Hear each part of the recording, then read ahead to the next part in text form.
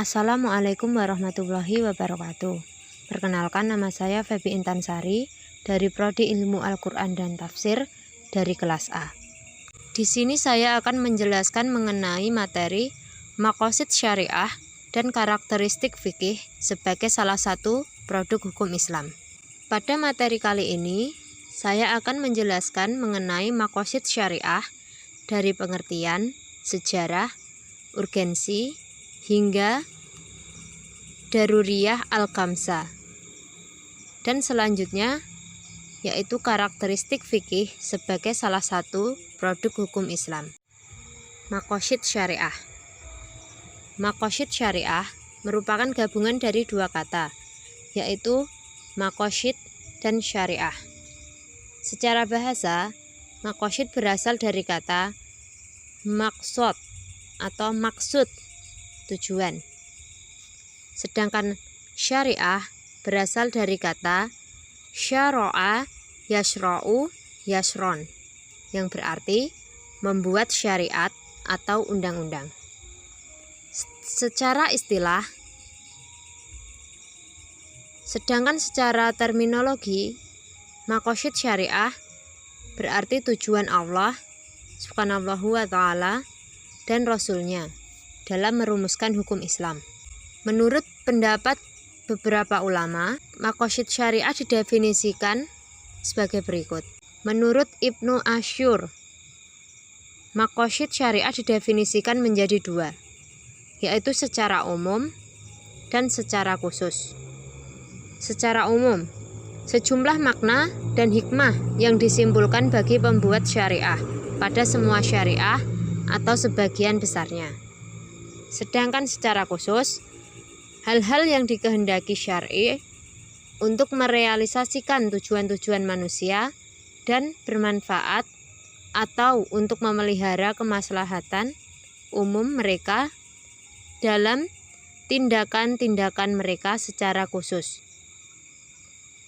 Menurut Alal Al-Fasi, maqasid syariah adalah tujuan syariah dan rahasia yang ditetapkan oleh syar'i, yaitu Allah subhanahu wa ta'ala, pada setiap hukum dari hukum-hukumnya. Sedangkan menurut Ar-Raisuni, maqasid syariah adalah tujuan-tujuan yang ditetapkan oleh syariah demi untuk kemaslahatan hamba. Menurut Wahbah Az-Zuhaili, maqasid syariah adalah makna-makna serta sasaran-sasaran yang disimpulkan pada semua hukum atau pada kebanyakannya, atau tujuan dari syariat serta rahasia-rahasia yang ditetapkan syar'i Allah subhanahu wa ta'ala pada setiap hukum dari hukum-hukumnya.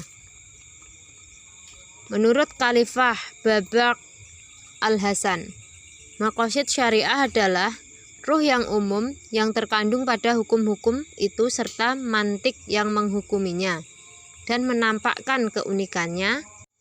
Sejarah maqasid syariah. Maqasid syariah muncul pada masa abad kelima setelah Hijriah, tepatnya pada masa ulama Al-Juwaini, yang merupakan guru dari Imam Al-Ghazali. Menurut beliau, seseorang tidak dikatakan mampu menetapkan hukum dalam Islam sebelum ia dapat memahami benar tujuan Allah dalam menetapkan perintah dan larangannya. Jadi, dari sini sudah mulai ditekankan bahwa seorang mujtahid itu tidak akan bisa menetapkan hukum kecuali ia memahami benar tujuan Allah menetapkan perintah. Kemudian dijelaskan lebih rinci oleh Imam Al-Ghazali dari konsep yang ditawarkan Imam Al-Juwaini dalam kitab Syifa Al-Ghalil. Maqasid syariah adalah memelihara maksud syar'i pembuat hukum, yaitu pengabdian dengan menolak segala bentuk madorot dan menarik manfaat. Al-Ghazali merincikan maslahat menjadi 5, yaitu menjaga agama, jiwa, akal, harta, dan keturunan. Kemudian pada masa Izzuddin bin Abdul As-Salam, merupakan seorang ahli teori hukum Islam yang menekankan maqasid syariah pada konsep maslahat secara hakiki dalam bentuk menolak mafsadat dan menarik manfaat.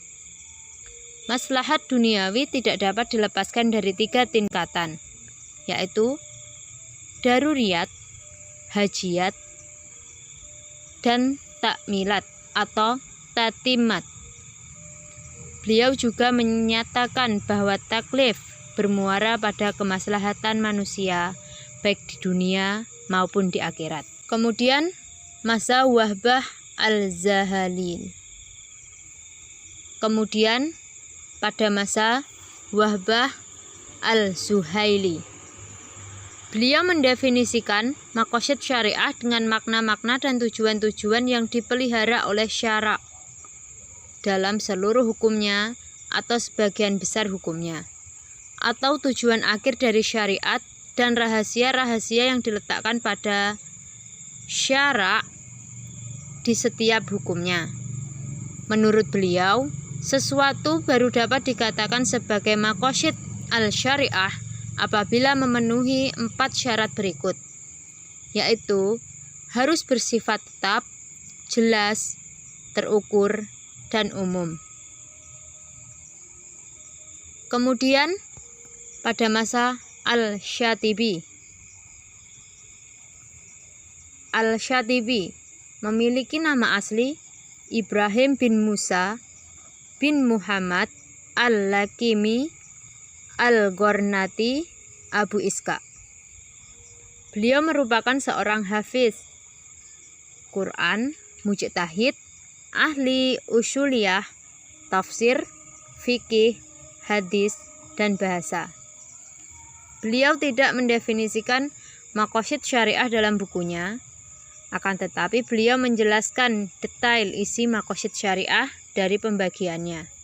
Pembagian maqasid syariah menurut Al-Syatibi ada 2, yaitu hasdu al-syar'i atau tujuan Tuhan. Selanjutnya, hasdu al-mukallaf, yaitu tujuan mukallaf.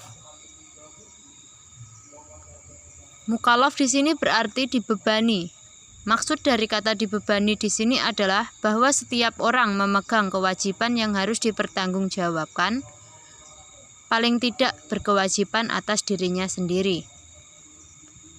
Konsep maslahat dari Al-Syatibi melingkupi seluruh bagian syariah dan bukan hanya aspek yang tidak diatur oleh nas.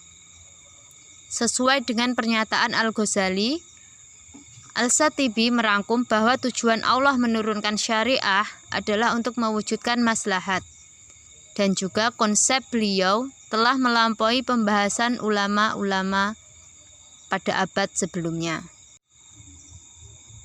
Materi selanjutnya adalah urgensi maqasid syariah. Tujuan Tuhan menetapkan suatu syariat bagi manusia tidak lain adalah untuk kemaslahatan manusia. Untuk itu, Tuhan menuntut agar manusia memahami dan melaksanakan syariat sesuai dengan kemampuannya. Dengan memahami dan melaksanakan syariat, manusia akan terlindungi dalam hidupnya dari segala kerusakan yang ditimbulkan oleh hawa nafsu. Mengetahui dan juga memahami maqasidu asy-syariah merupakan suatu keharusan bagi kita umat muslim. Karena dengan mengetahui dan memahaminya, kita dapat menganalisis landasan yang digunakan oleh syari' ketika menetapkan suatu hukum, sehingga dapat mengaplikasikan dan menyelaraskan aturan yang ada dalam teks Al-Quran dan hadis dengan realitas empiris yang terjadi. Di samping itu, kita juga dapat mengembangkan dan menetapkan aturan-aturan hukum yang belum diatur dalam nas Al-Quran dan hadis. Materi selanjutnya adalah mengenai daruriyah al-khamsah. Daruriyah al-khamsah merupakan istilah usul fikih dari tujuan syariah. Untuk mendapatkan gambaran komprehensif mengenai tujuan syariah, dijelaskan dalam 5 misi pokok syariah, menurut kebutuhan dan skala prioritas masing-masing. Yang pertama yaitu memelihara agama.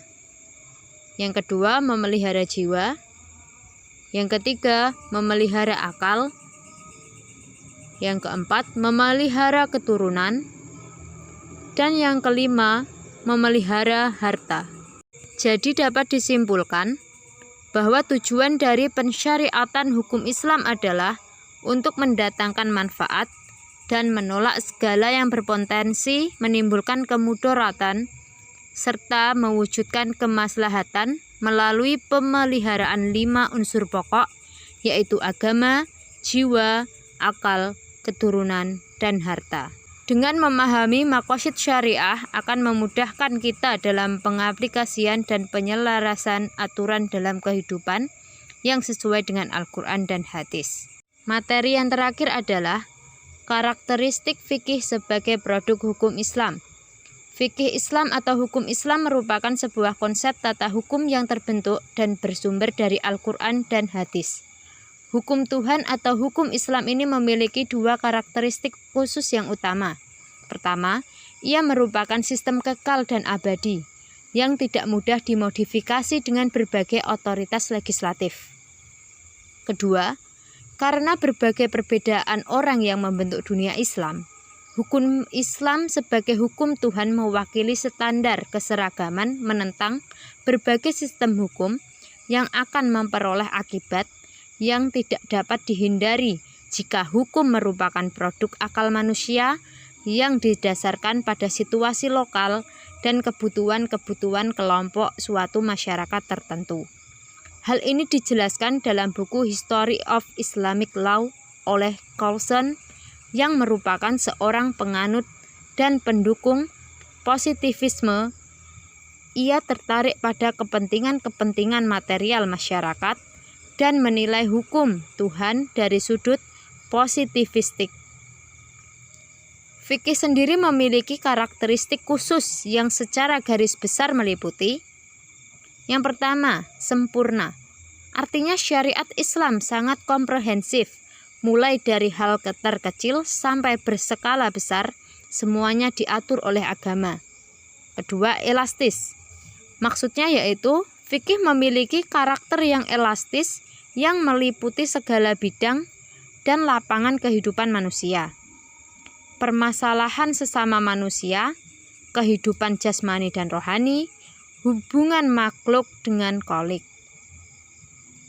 Ketiga, sistematis. Artinya mencerminkan sejumlah doktrin yang bertalin secara logis, saling berhubungan dengan yang lain. Keempat, universal. Artinya fikih berlaku bagi orang Arab dan orang Ajam. Kelima, bersifat ta'abbud dan ta'akul.